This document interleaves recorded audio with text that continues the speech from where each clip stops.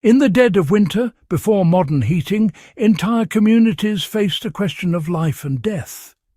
How do you survive months of bone-chilling cold when wood is scarce, coal is rationed, and a single night without warmth can mean disaster?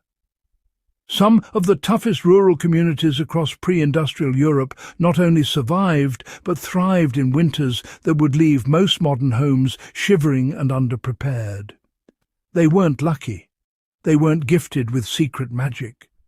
What they relied on was knowledge, passed quietly from generation to generation, forged through hardship, experience and necessity.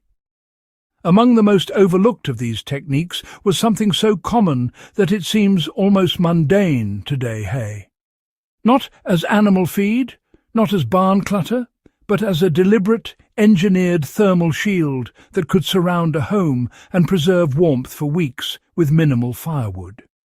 Before we dive into the history, mechanics, and modern application of this method, take a moment to Media Group.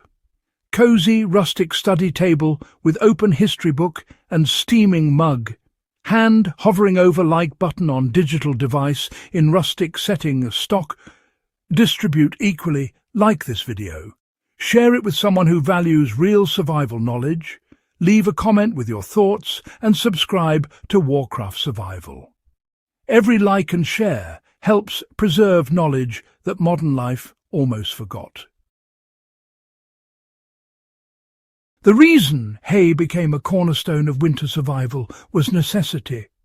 Families across the Alps, Scottish Highlands, Carpathians, and even early American homesteads faced the same harsh reality. Timber walls were thin, fires were small, and winters were merciless. Yet hay was abundant. Every harvest produced it, every farm stored it, and it had a property no wall or window could match on its own. It trapped air.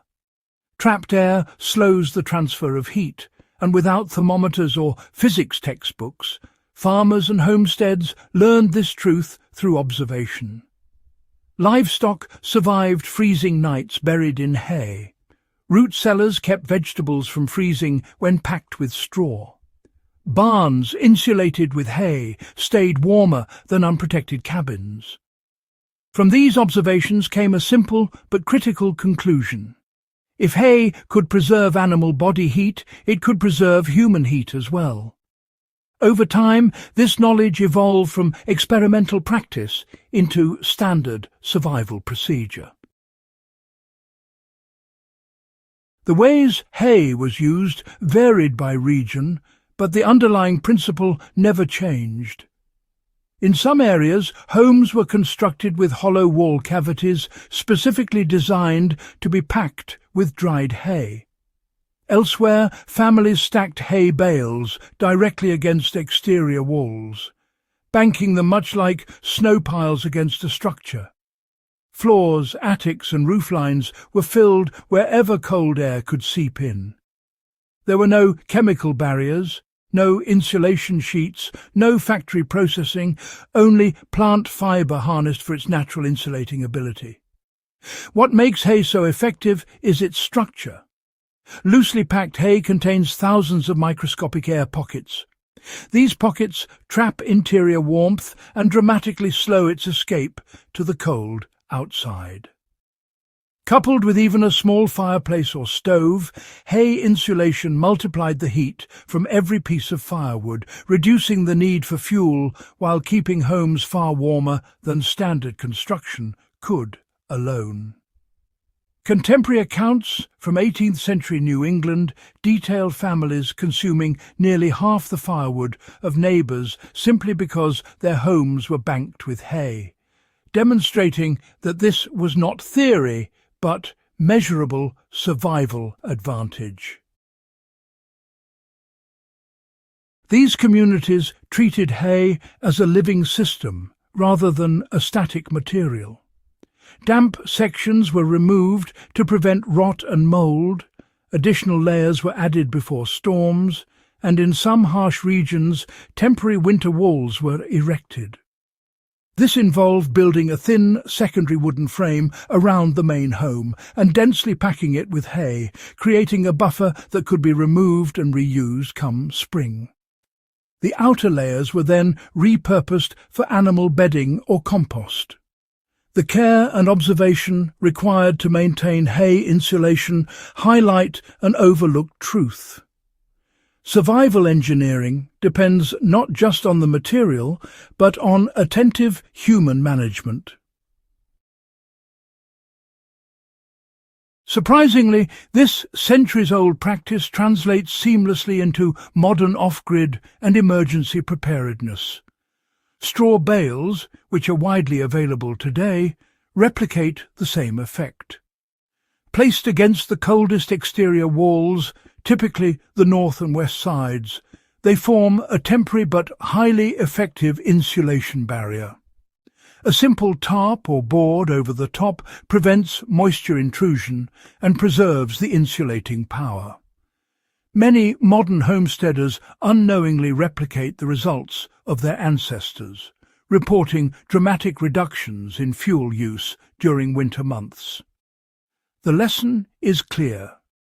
Survival solutions don't need to be complicated or expensive. They need to work, and hay has proven to do so for hundreds of years. Industrialization relegated hay insulation to memory because modern construction promised convenience, uniformity, and commercial profit. Factories, chemicals, transport networks, and monetary investment replace labor-intensive, reusable, and local solutions. But history doesn't care about convenience or style. It records what worked. When fuel is scarce, systems fail, or costs rise beyond reach. These low-tech proven methods regain their value. Understanding the survival wisdom of the past isn't just a historical curiosity, it's actionable knowledge. Hay insulation demonstrates that life in harsh winters could be made sustainable, predictable, and far less dependent on scarce resources. This is knowledge worth preserving, worth practicing, and worth sharing. If this guide expanded your understanding of practical historical survival, subscribe to Warcraft Survival to keep these lessons alive. Share this video with someone who values forgotten wisdom. Leave a comment about how you might apply these methods today, and make sure to hit like so others can discover these techniques as well. History survives through action, and together we can make sure it isn't forgotten.